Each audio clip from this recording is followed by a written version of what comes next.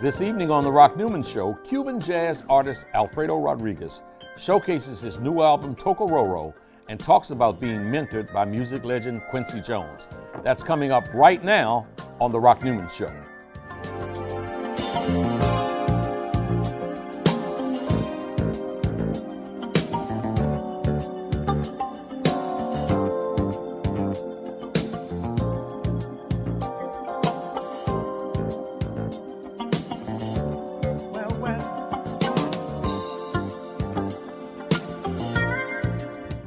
Welcome to the Rock Newman Show from the campus of historic Howard University, located in the nation's capital. I'm Rock Newman, and it is my desire to inspire you with personal stories of extraordinary achievement. Jazz musician Alfredo Rodriguez must have phenomenal talent to make his way from Cuba into the inner circle of the renowned composer Quincy Jones. But don't take my word for it. Listen to what Quincy has to say about Alfredo. He's got it. Just do whatever it takes, for him to go all the way with it. He understands that to express the emotion completely, you have to have the science and the craft behind you, and that comes from the work and you put into it. He's a great human being. That's why he practices 14 hours a day, and he's humble, open-minded, and I love that, I have 7 kids of my own, but he's like my son too. Thank you. Welcome. Thank you so much for joining us here at the Rock Newman Show today. Thank you. Great honor for me to be here. Well, we are absolutely honored to have you. Thank you. There's so much music that we're going to talk about, and you've been gracious enough to say that you'll perform for us. So we can't wait for that. Before we go to the music, this is an interesting time that within the last 10 days. The President of the United States and his wife and children, they were in Cuba. They met with and talked big politics with Raul Castro, the leader of Cuba. They enjoyed a baseball game together. As an individual born in Cuba, most of your life you spent there. When you saw those images on the television, tell us how you felt. I'm just hoping for the best. I think we've been so many years apart and far away, and we're very close. Yeah. So I always, the message that I want to express with my music is about unity and about being together, knowing where we're coming from and trying to help each other and share who we are. So I guess that is what I would like to happen between the two countries, United States and Cuba. And now that I've been living here in the United States, I feel for both countries, not just for my own country, which is Cuba. So I just hope for the best, and I hope this is just the beginning of a good relationship between United States and Cuba. Okay. It made, knowing that I was going to talk to you, and I don't think it's any problem sharing your age. You're 30 years old. I'm 30 years old. 30 years old. Yeah. So it was you were a teenager when there was an incident that just was top of the news here in the U.S. and around the world, and it involved a Cuban kid, Elian Gonzalez. Yeah. So at the time you were 14 or so. Yeah. Were you aware that was going on at that time? And what do you remember about that? Well, I remember everyone talking about that every day in Cuba. Yeah. That was really a big, issue. And I remember everything, they were talking about that all the time. I remember when Elian came here, tried to came here to the United States by water, as many Cubans have done. Yeah. And unfortunately, his mother died on the sea, and all the situation with his uncle, I think, here in the United States in Miami, and his father back in Cuba trying to get him back. I remember, I was a teenager, but I remember. Yeah. Was it your sense then that the Cuban people were rooting for him to be able to stay in the United States where he'd make a new life, or rooting that the father would be able to get him and bring him back? Do you remember? Well, when you mean Cuban people in Cuba or United States? In Cuba, yeah. In Cuba, I think, well, you know how we are human beings. I'm pretty sure that there were both kind of thoughts. But in my opinion, I think most of the people wanted him to be with his father, I guess, and that was what happened at the end. Let's talk about Alfredo Rodriguez. I want you to go back. I've had some guests here who are like in their 70s, and I've asked them to go back and to retrace what their first memory was. What's one of the first things they remember as a very small child? I'd like for you to do that. Well, I remember, you know, I was a very, very simple kid, just running the streets like all Cubans do and playing with my friends. Although I remember that a lot of the times I had to stay practicing the piano before going to play with my friends. Okay, you said practicing the piano. When did you start? I started at 6 years old, 7 years old, playing the piano, and at the school, 7, 8 years old. Okay. Now, starting to play, was that because someone suggested or insisted that you do that? Did you have? Was it you that wanted to pursue that at such an early age? Yeah, definitely. I wanted to be a musician. I didn't want to be a pianist at first. I wanted to be a drummer. I remember my father playing music in our house and me trying to imitate the drums with anything I could get, you know, like trying to make sounds, like percussive sounds. You want to give me a demonstration? As I will give it to you later, you know, because the piano is a percussive instrument, and I use it in that way a lot. I guess the percussion is something that I've been very attracted to since I was very young. And I guess that was what I decided to be a musician, because all the sounds that were around me, I wanted to, you know, find a language which could be better than just talking, I could. To find a language. Yes, to find a language. I was in the need of that, I guess, and I found out with musical sounds well, as I said, my parents and, well, actually my father is a musician, he's a singer as well. Okay. So he had a band, and some of his musicians told him that I had good options to be a musician, because I was, you know, very interested in that. So they were saying, so the members of his band were looking at you and saying, hey, this kid's a natural. Exactly that, and they brought me to the Classical School of Music, and that was why I started at 7 years old. Because, you know, I went to, all of these kids goes to through this test, and they choose some kids to start studying classical music, and that was how I started. So, and when you started, do you remember, did something strike you, and were you inspired to think that this is really what I want to do for the rest of my life? Was it something you were just exploring? How did it resonate with you? As I said, you know, I knew that I wanted to be a musician since very young. I would say 4 or 5 years old, because everything that I wanted to do was related to music. But I didn't know I wanted to be a pianist. You know? So I started at 7 with the piano, having in mind that I was going to change at 10 years old to drums. But, you know, I was completely falling in love with the instrument, the piano, when I started playing the music. And I think, to answer your question, at first I was doing it because I love it and everything, but I think when I was like 12 or 13 years old, I realized that this is what I'm going to do for, you know, in my life, because I realized at that time that my parents didn't have to tell me anymore, you need to practice in order to make it. If you want to do this, you need to, you know, sacrifice a lot of things and just do what you love to do. And, you know, you sometimes need to tell your kids that they need to study and in order to make it in their lives. And I didn't need that anymore. You said, I was falling in love. I was falling in love with the piano. What does that mean? How did that feel?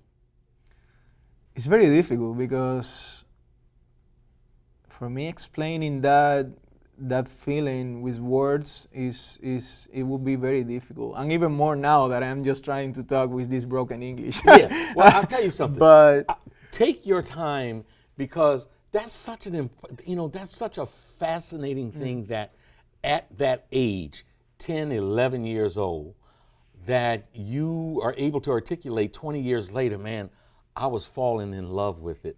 And I guess, if I can help you along or something, it was like, what did it feel like? I guess it's about feeling. I guess Yeah. it's something natural also that I felt with music since I heard.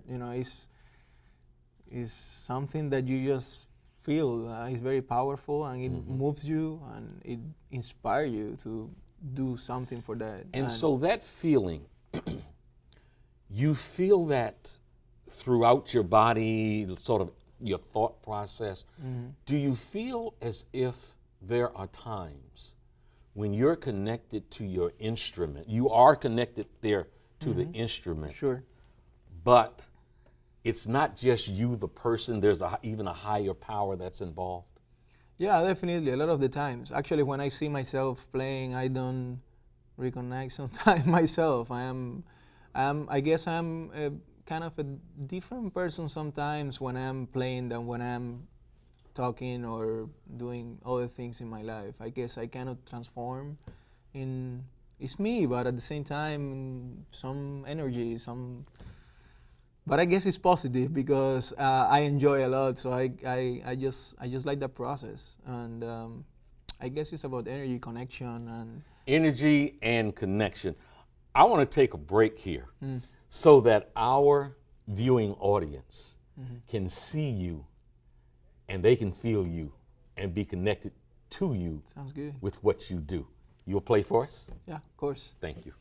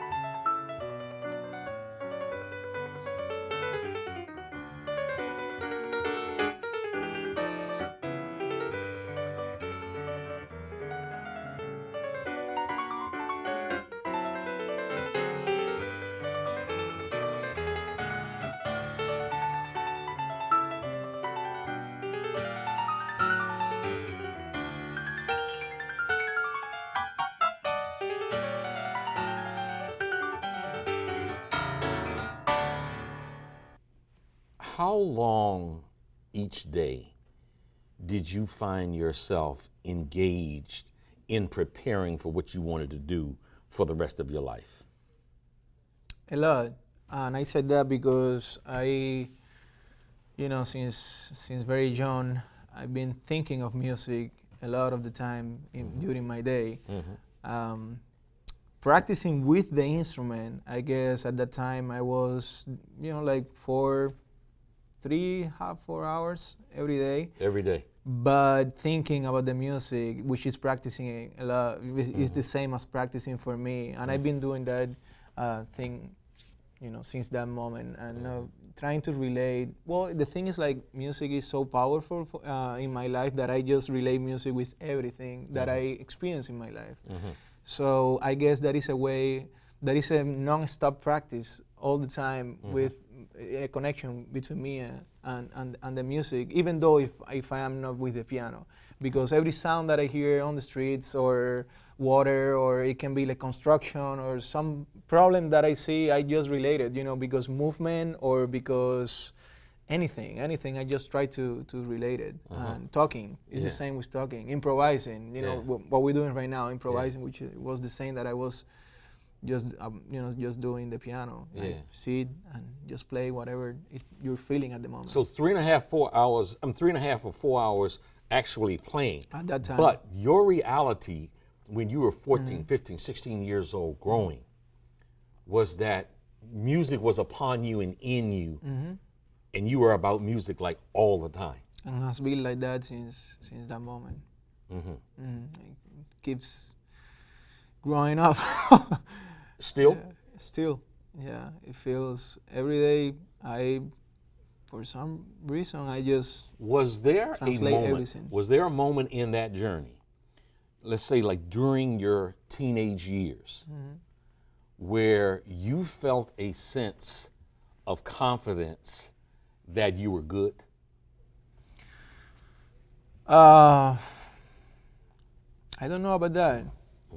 I don't know about that. I never thought about that. Are you good yet? Again, for me, it's not about being good. It's about being happy. Okay. And I'm for sure very happy with what I do, and I feel very honest with what You say you feel very honest? Yes, about what I do. I just do what I love to do, Okay. and I'm very happy. And I hope I keep in this way in my life, because it makes sense for me. Tell us about how you came to be able to perform at a place far away from Cuba, where you were seen and actually judged. Quincy Jones was a judge at a competition that you were playing at.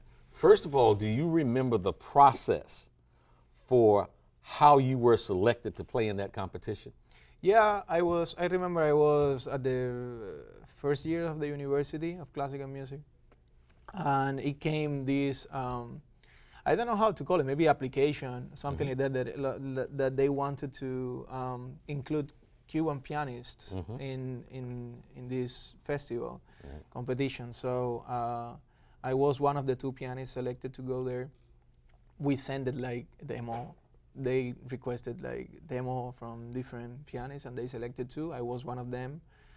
And very fortunately for me, I was, because Claude Nobs, which was the president of the festival, the Montreuil's Festival, this was in Switzerland, and he used to do a lot of jam sessions at his house, and where I met Quincy was at his house, and he said to all of us, when I say all of us, is all the pianists that we were part of that competition, he said that Quincy Jones was coming, if we could play a song each for him. Yeah.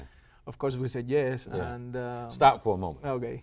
So here's a guy at the Montreux Jazz Festival in Switzerland, and he tells you that you're getting ready to meet Quincy Jones. How did you feel at that moment?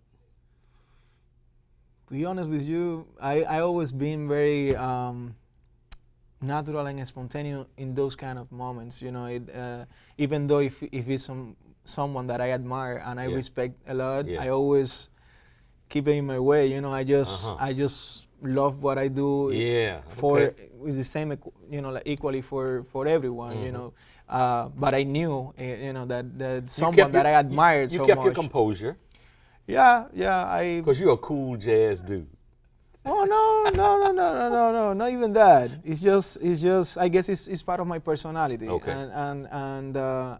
But I was very excited. Yeah. I was very excited Okay. that I was going to have that opportunity to play for Quincy Jones. And I remember I played one of my songs, and I remember also we had a great connection from the beginning. You know, me and Quincy. Tell me about it. Tell me about that connection. Yeah. First of all, after that, Quincy came. I remember he came to me and he said that he liked it a lot, my point of view, what I was doing with the music, and that he wanted to get in you know, keep in touch with me, and he wanted to help me in my career. And you know, I was blown away at that moment when he told me that. Even though I knew that I was living in Cuba, and he is Living of course in the U.S., right? living in the U.S., and I knew that it was going to be very difficult, and it was very difficult to create something together. That was in 2006. 2006. And I came here to the United States in 2009. Right. So it was 3 years of analyzing and processing what could we do together, and it was very impossible for us to do. At that time, we couldn't do anything between Cuba and the United States. Right. Not like now that a lot of Right. friends from Cuba are coming and playing and sharing music. And I want to go back to that 2006 time. So you have this great experience with Quincy Jones, one of the greatest of all times. You go back. He said he wants to work with you. I would think that would be pretty much any musician's dream. So you go back and you're dreaming about working with Quincy. Well, I just took the occasion as a great experience in my life. I was going to have something very powerful and important for me to tell my friends, my family, that I had the opportunity to play for Quincy Jones' son, and I knew it was gonna be difficult. And sometimes, you know, we go places, and it's the reality. Sometimes people tell you that they're going to do this and that, and nothing happens. Don't do anything, right? So everything changes when I went back to Cuba, because Adam Fell, my manager today, which is Quincy's manager, he wrote me an email saying that the same, you know, like Quincy gave him my information, and they were very interested in helping me. I knew that, you know, that I had to do something in order to make it happen. So what I want to tap into is that time when you're back there with your family, and there is the possibility of me defecting or going. Yeah. Was that a scary time for you? Yeah, of course. I have to say, I'm very. My family is a very close family, and we're very close. So I guess, you know, every time that the family needs to, you know, like physically separate. Yeah. I would say physically, because spiritually we are very connected and very close. But physically, I had to do it in order to work with Quincy. So it was a very difficult time for me. And also when I, you know, because after comes that in 2009, after all of this process of thinking and trying to figure out what I was going to do with my life in order to work with Mr. Jones, I had to defect. I was playing with my father in Mexico. Yeah. Before you tell that, because we definitely want to hear about that. But again, I want to deal with the process of your considering defecting. So is that something that you talk into very close circles about, so that the authorities don't become aware of what you might be? How does what did you do? I mean, my family knew that I wanted to do something like that, and no one else. Right. It's not something that you go out and tell people, because you know it could be a big problem for you if you tell people what you're going to do sometimes. And unfortunately, it's that way, and I had to keep it secret. And okay, so now tell us about you made the decision at some point, obviously in consultation with your family, that at some point you're going to defect. And when did that moment come? Well, that came when I was playing with my dad in Mexico, in Mérida, Yucatan, and I told my dad and my mom that I was going to do it, because sometimes you said, I want to do this, I want to do that, but when the moment comes and you have to do it, that is the change. That is when everyone knows that you're doing it for sure. And I knew that I was gonna do it for sure. Maybe I didn't know, maybe like when I was going to do it in my life, or because I have to say this also. I felt being in Cuba, we have had for so many years. This is a contradiction that we have had in Cuba, is that we have created a very powerful and unique culture because we've been all around Cubans for so many years. So we have to invent in order to keep going. And I guess that thing of that you have to invent in order to create and keep and keep living every day have made us very unique. And but the contradiction comes that we haven't had any transculturation or confrontation with different countries for so many years. I felt that I was in the need of that. I felt that I wanted to go to a different country and meet new culture, meet new people, what they have to offer to me. And so you're in Mexico. So I was in Mexico, and I told my dad and my mom that I was going to the States. This is the time. This is the time. And I took, I didn't have any guidance or someone tell me what I have to do, right? So I took a plane from Mérida, Yucatan to Nuevo Laredo, Mexico. And I did it wrong, because if you're a Cuban, you fly to the closest city in the border, you can be arrested. And that was why I got arrested there, and I was, Now, when you went to Mexico, did you all play the gig? Did you play? Yes. Okay, so you played the gig. We played the gig. After we played the gig, I told my dad, now is the time. I'm just going. So you're there, and you're departing, leaving your family. Your family is going back to Mexico. Okay. And so back to Cuba.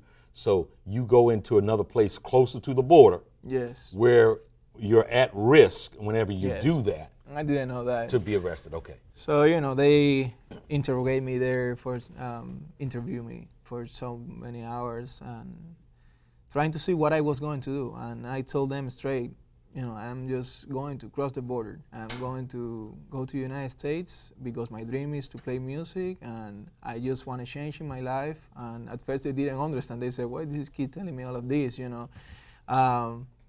But they realized after 3 or 4 hours talking to me that I was completely decided on what I wanted to do, and I wasn't doing anything wrong, and they understood, fortunately for me, and they actually put me in a cab and sent me to the border. Now, was it, because I did a little research, was it at the border when you were detained and had to sleep on the floor, or was this when you were being interrogated? Well, when I was detained, it was at the airport. Once you come to the border, the situation is that you ask for political asylum as a Cuban. And yes, I slept in the floor and everything, but again, that I wasn't arrested at that moment. Well, I don't know if that is called arrested here in the United States. It's kind of, it's kind of, So when you were held at the airport and they were questioning you, were you terribly frightened at that moment, or what were your feelings then? I was kind of scared in a way that something was very different to me, and the most scary part was that I could be deported back to Cuba. And it was going to be even more difficult for me to go out to Cuba. That was the scary part. Everything else, I have to be honest, it was kind of like I was very positive. I'm a very positive person in general, and I told them, I am going to try to do this, and I'm going to risk as much as I can to do it. It's not like I'm talking to you like you're an expert in this particular area, but I want to ask you about how you felt that if you had gone back to Cuba, deported back, which they would then have known that it was your attempt to be able to get away, do you think you would have been treated harshly? I don't know. Maybe. I don't know exactly what would have happened with me. because with every person is different. But what I know from baseball players that have done stuff like that is they sometimes they didn't want them to be any more part of their teams, or they made it very difficult for them to go out of the country, and some of them had to go through water, like Elian Gonzalez. And but I don't know, you know. And as you say, I have to be honest. I'm not kind of like an expert on what is going to happen all the time with this person or the other one. I just knew that it was going to be difficult because it was still difficult, you know, just not just to go out for everyone to go out to the country, but to share my music, and it was difficult, Okay, so you finally, at what point was it when they said to you, you were going to be able to come into the U.S.? What? Do you mean while I was at the border? Yeah. Well, I arrived there on the night of January 16, and they released me next day. In the morning, I remember, and at that day, I called Adam, you know, because I was in connection with Adam and with Quincy, and they said if I could make it to the United States, they were going to help me. So I called them and I told them I made it. I'm here in the United States now because I was now in Laredo, Texas. So they bought a ticket for me, and I was on a plane that day to Los Angeles. And so you very land. Different process too. You land in Los Angeles. Yeah. And did Adam meet you or someone else meet you? Well, Adam, since And I want to tell my viewing audience, the Adam that we're talking about is truly Quincy Jones. I'll call it Quincy Jones's rock. He's your manager now. Yeah. But he is the person that really holds it down for Quincy and sort of handles and manages all that Quincy does. Correct. So he meets you at Los Angeles Airport. Yeah, I was very fortunate that he was kind of in my generation. He's in his 30s too, so it was very helpful that that we were kind of, you know, rooting for the same. And he of course, at this time you were speaking very little English. Well, none. It was very difficult, you know. They took a big risk, but I always, you know, I'm very thankful for him and his family. Since I came here to the United States, they were like my family. And because you initially went and stayed with yes, where Adam was and slept on a couch for a good little period of time. Yes, they call me the Harry Potter of their house because I used to sleep, you know, in their couch, and you know, it was a very interesting time in my life where I learned a lot also and grew up even, you know. Did you ever have any thoughts that maybe I haven't made the right decision? Did you ever question that? No. No. I knew what I was doing, and I knew that this was a good decision for my life. Yeah. I wanted to do it. I wanted to do it, not, you know, like I was in the need of that kind of liberty that a country like United States gives you also, and I'm very fortunate to be part of this country now. Yeah. So you get now and you get to spend some time with the maestro, with Quincy Jones. Tell us about his influence on you and how it has helped you to advance. So much. Quincy is someone that knows about everything, man. He has a lot of experience and he has done a lot, and he not just, you know, I'm not talking just about music. I'm talking about every aspect of life, and he is a very humble person, what I learned and from him every day, about his way of connecting with people, his way of sharing who he is and where he's coming from, and the message of not just his music but his life in general. And I've been learning that, and also the first thing that he told me was just to be myself and to, you know, to fight for who I am and my roots. And I'm very fortunate. I'm very fortunate to be, learning from someone like him, from this from very young age in my life, and I hope I can do the same with people and kids who are interested in listening to myself, and I would love to do that. You know, throughout my life, I've been a lover of music, not necessarily that big of a fan of jazz. I'm a R&B guy, kind of through and through. And your, I don't know if we can see this, your new album, Tokororo. First of all, where's the name Tokororo come from? Oh, Tokororo is the national bird. We made a kaleidoscope with the bird. It's the national bird of Cuba, and as you can see, Cuba is very present in my music all the time. Yeah. But this album is also is very global in a way, because we include a lot of artists from many countries like France, Lebanon, India, Spain, Cameroon.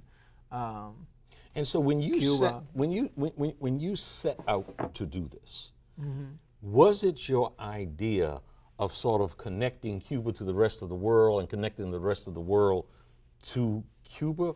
What were some of your motivations for this? Well, yeah, definitely. That is one of the ideas that I always want to share with my music and express with my music. Is the desire of sharing who we are with the world and also learn from. It's the same like I play what I live. So You play what you live. yes. So basically, I am just creating this music because the way that I have lived my life, and this is the process that I've been living lately in my life since I came here to the United States. I've been meeting a lot of people. I've been learning from a lot of people from around the world, Right. and this is why Tokororo sounds like a very global album, and not just about, again, I call my music music. Yeah. It's not just about Cuban music or classical jazz or world music. I just call it music. I create the sounds from the sounds that sounds right to me. Yeah. Right? What I Yeah. was saying, if I listen to a bird singing, I will Yeah. try to imitate that with music. Yeah. And some people will call it jazz, some people Yeah. will call it classical, some people will call it whatever, or I call it music. You know what I'm saying? For me, it's I remember a scene from a James Brown movie when somebody was asking him, was telling him, well, maybe you shouldn't play that. And he said, does it sound good? And the guy said, yeah. He said, well, I'm gonna play it. It sounds good to me. I'm going to play it. that is what I try to do also. You perform 2 nights from now at the University of Maryland, the Clarice Smith Center. When your audience comes in and they're in the seat, what is your hope as an artist that you're communicating to them? In a perfect world, how would they feel when they leave seeing one of your performances? Well, as I said, my hope always will be that they get the message that I am being completely honest with myself. I am just being who I am, and I am sharing 100% of my life with them at that moment. I'm gonna give it all, and my hope is that they get that message, and we're going to experience feelings each other, because I also get energy and connected with the audience, since what we do is improvising. Yeah. Improvising is about everything is around us. So the audience is very important, at least for me, to my music. And every time is different, as you can imagine. So it's very interesting. It's very interesting to go to different places and play music and see the reaction of people, which always is different because their culture, their education. Yeah. And I'm just looking forward to share who I am and have a good time. Let me ask you, have you had an experience where you have played and something happened during the performance or even something happened after the performance where someone has come up to you and expressed something about how they felt that like stands out in your memory?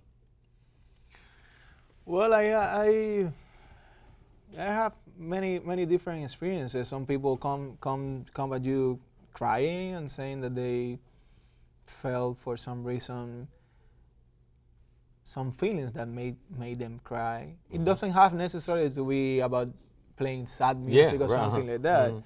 And some people come very excited and just it's great to see how human beings react to music. And for me, which I'm a performer, is really interesting to see that reaction from not just my music, our music I call it, because there are many people, at least in this, it's not a conversation with with myself would be if I play piano solo. But when I play with different musicians, which is what we're going to do on Friday, it's a conversation between ourselves. Yeah. And but again, yeah, I love how human beings react, and not just to my music. That is how I create also. Some people perform, and they perform to make a living. They're good at what they do, and hey, I'm gonna go out here, man. I'm gonna work, and I'm gonna make a good living doing this.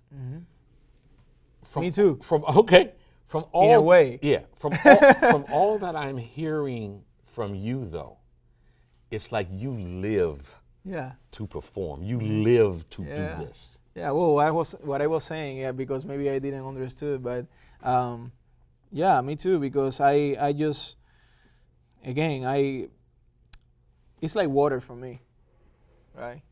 It's something that we need every day in order to keep living. Yeah.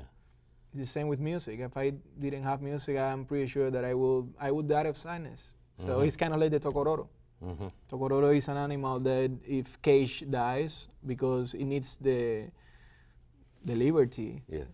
It needs to fly. Yeah. So it's the same with my music. My music, I feel that I need music. Music feeds you. Music allows you to live. For sure. Yeah. Talk to me about what you envision for the future. Learning as much as I can. Always have been my main goal.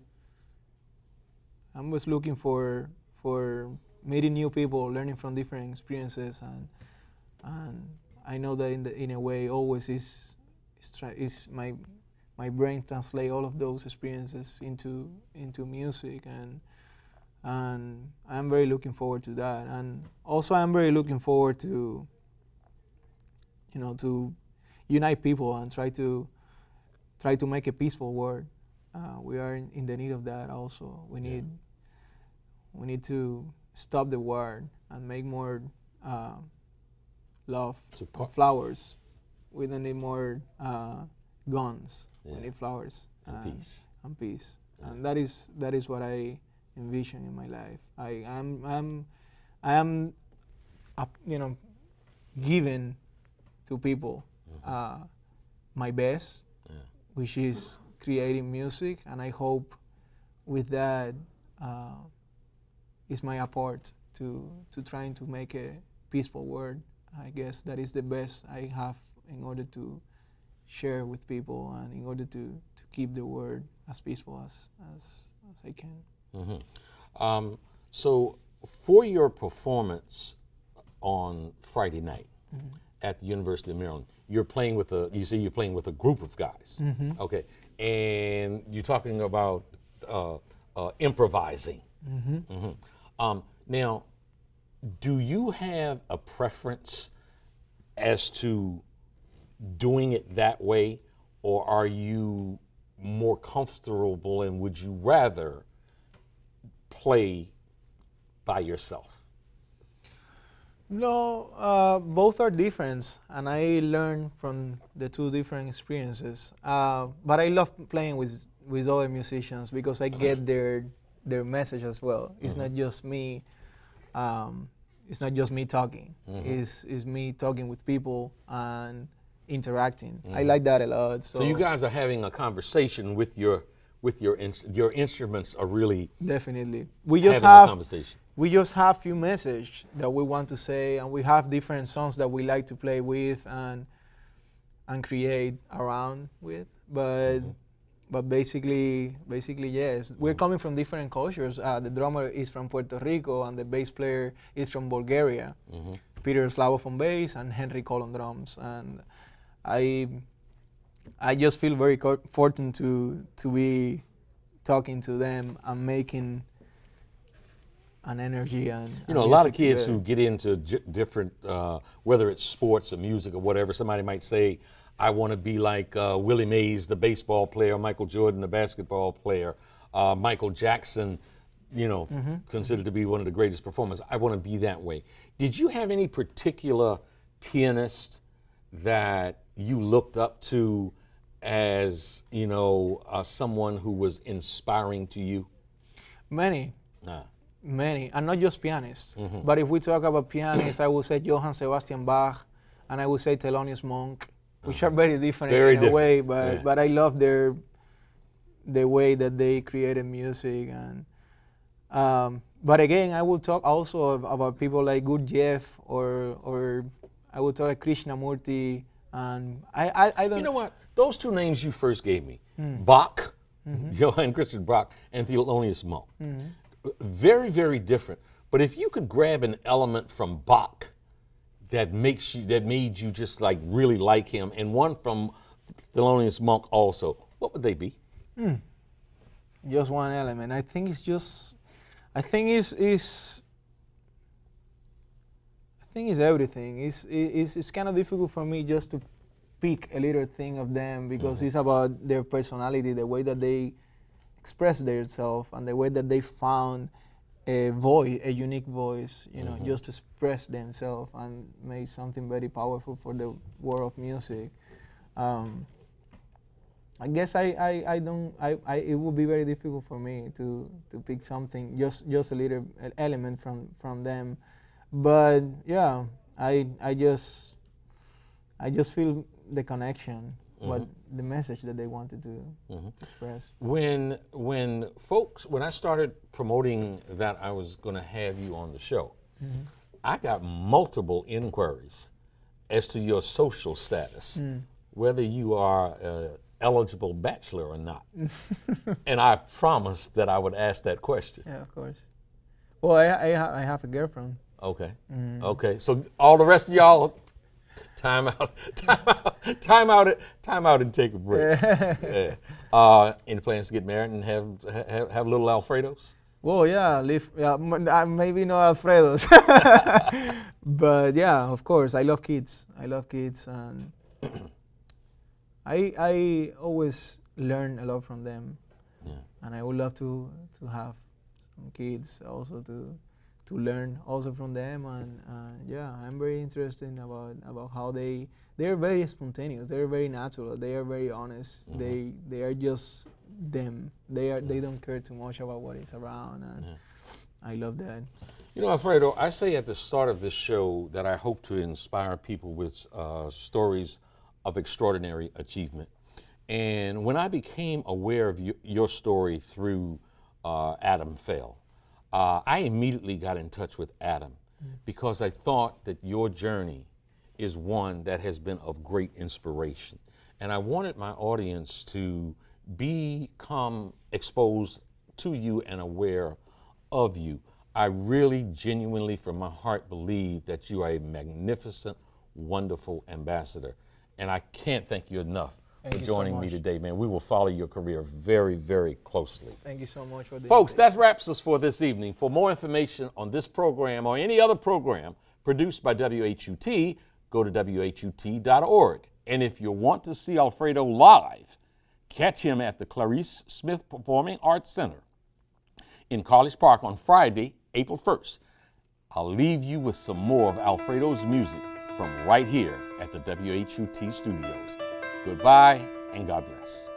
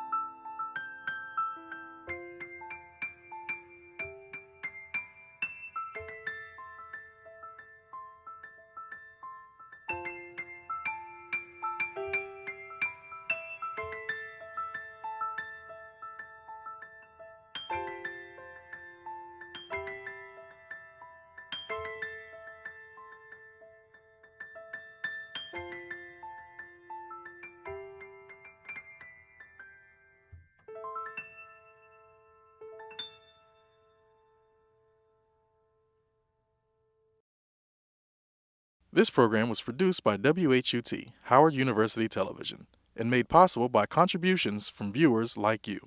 Thank you.